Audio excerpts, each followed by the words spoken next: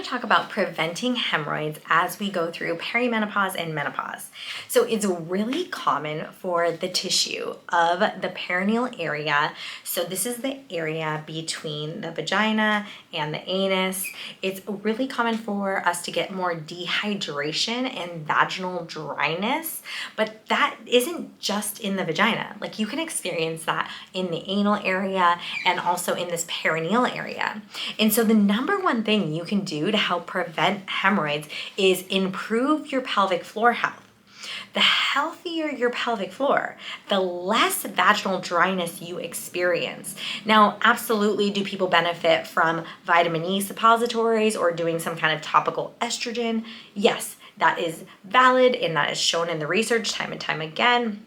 But what I want to talk about is how improving your actual pelvic floor health helps improve the skin integrity, helps improve the function of creating lubrication naturally without topicals and without even using lube, and helps improve vaginal moisture. And so you don't have that dryness feeling, and also helps improve preventing hemorrhoids. So a lot of times when I'm talking about hemorrhoids, external hemorrhoids are below what are called the pectinate line. So the pectinate line inside the rectum is this little line that is, once it's below that line, we have sensory nerves that go to this area. And when we get a hemorrhoid, it can be itching or burning and just be annoying. They inflate when they fill with blood. They deflate when the blood goes away. Sometimes they bleed when they break open, and we want to avoid them. The idea of healing any hemorrhoids is that we want those hemorrhoids to turn to a skin tag-like feature around the anus. So it turns into just like a little skin tag and not some huge inflamed hemorrhoid that's filled with blood. Now, a lot of times if you have a hemorrhoid that continually fills with blood and the skin is very, very stretched out, it is important. You can talk to a colorectal surgeon if you want to get that taken off, but hemorrhoid surgery isn't always simple and easy, and a lot of people want to avoid hemorrhoid surgery and want to prevent hemorrhoids and then also heal their hemorrhoids naturally without doing surgery. So why am I talking about this in like the midlife era, kind of that perimenopause to menopause area, is just because it becomes super common, and a lot of it is due to our underlying pelvic floor health. So if you have heard of the pelvic floor, it is massively important in vaginal dryness. It is massively important in having good pelvic floor health so we don't have itchiness and we don't have irritation in the vulva.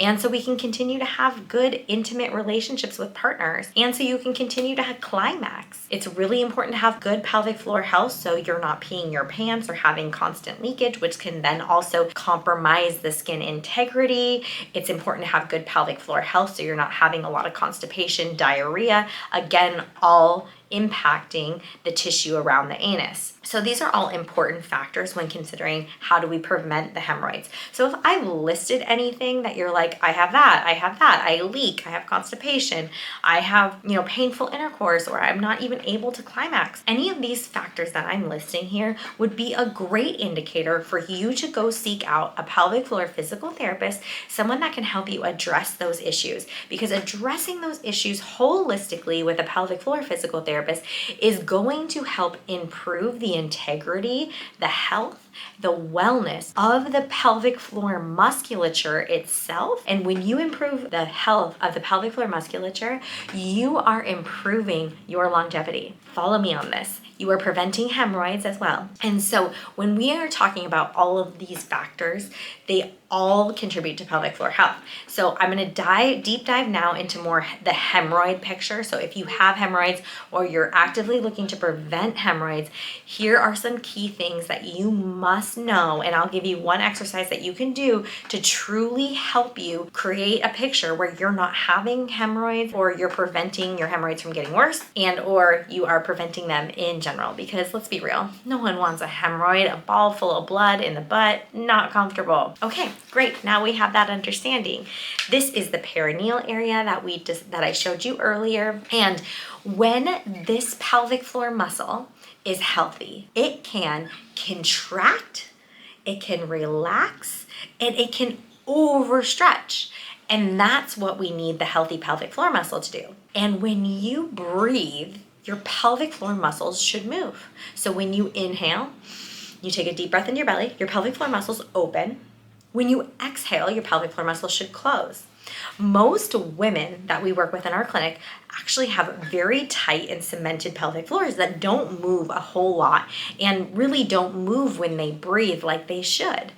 The reason we need the pelvic floor muscles to move is because the more that they move when you're walking or doing any exercise, the more that they're just naturally strengthening, the more they're naturally doing something we call force absorption. What that means is that they're part of this core musculature, the natural corset, if you will. You know, those big bodices that people wear? Well, if you tighten them really tight, that creates like the core, right? Well, there's also a bottom and top to our natural cores, and the bottom is the pelvic floor and the top is the diaphragm. When you inhale, the diaphragm goes down and the pelvic floor goes down. When you exhale, the pelvic floor comes up and the diaphragm goes up. Every time your foot hits the ground, there should be this little bouncy effect of your core, which of your pelvic floor and your diaphragm, which is a lovely situation because it means you never need to do a Kegel another single day in your life because you naturally get this movement every time you're doing squats, every time you're on a walk, every time you're on a jog. But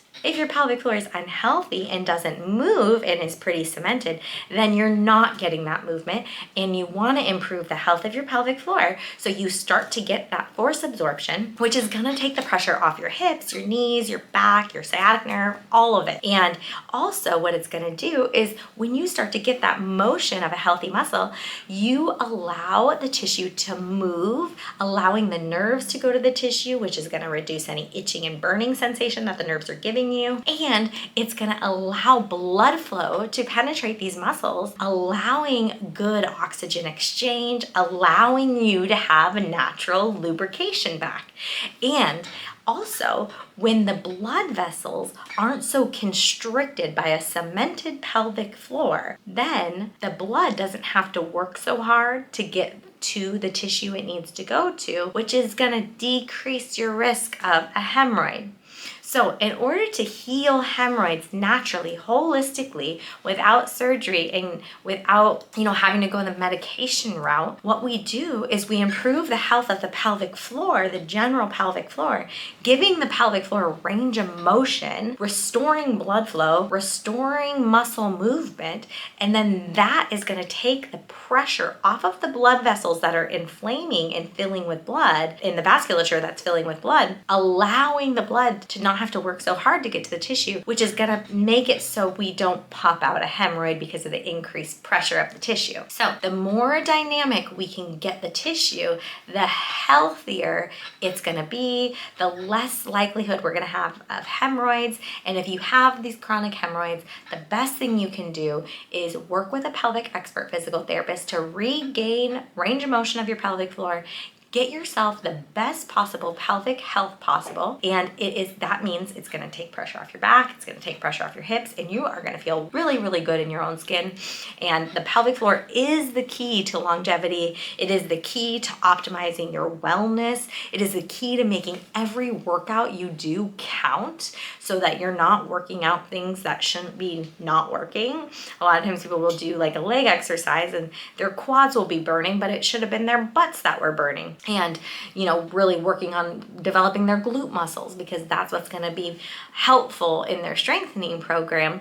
And so we just want to make sure that the more pelvic floor health we have, the better our longevity. So, and the less likelihood that you are going to have nagging hemorrhoids for the rest of your life. So I hope you found this valuable and realize that the one thing you can do right now that if you are experiencing hemorrhoids is to take really nice deep breaths. And when you inhale, I want you to think about opening your anus, because that sensation of opening your anus is going to be the same sensation of opening and relaxing your pelvic floor, allowing that inhale to work the muscle, and then when you exhale, you get the natural recoil. So if you think about taking a deep breath into your belly, take a deep breath into belly, think about the anus opening, exhale, you get some anus closing. If you have no control of that coordination of movement, that is another reason to seek a pelvic expert physical therapist or a pelvic floor physical therapist to get you the range of motion. I hope you found this valuable. I'm super excited to help you. My name is Dr. Allison Feldt, and please share with any of your friends that you talk about pelvic floor health or you talk about hemorrhoid health. I would love for you to send them this video if you found it helpful. Hopefully you can start improving your hemorrhoids today by doing this breathing exercise. And if you would like more help, you can come see us at our Edmonds, Washington location. We are located in Washington State. We have 2 locations in Edmonds, Washington and in Poulsbo, Washington. And people fly from all over the world to come to our clinics to come for intensive pelvic floor physical therapy treatments where they will visit for 2 to 4 hours a day, 4 to 5 days a week when they're in town. And then once they get all the pelvic floor help that they need, they have exercises to continue to prevent this from happening again and to reinforce all the lovely changes and improvements in their pelvic health. Thanks again for tuning in. Please like and subscribe if you enjoyed this video and you want to see more content like this. I'm Dr. Allison Feldt, owner of Body Motion Physical Therapy. We can't wait to help you further.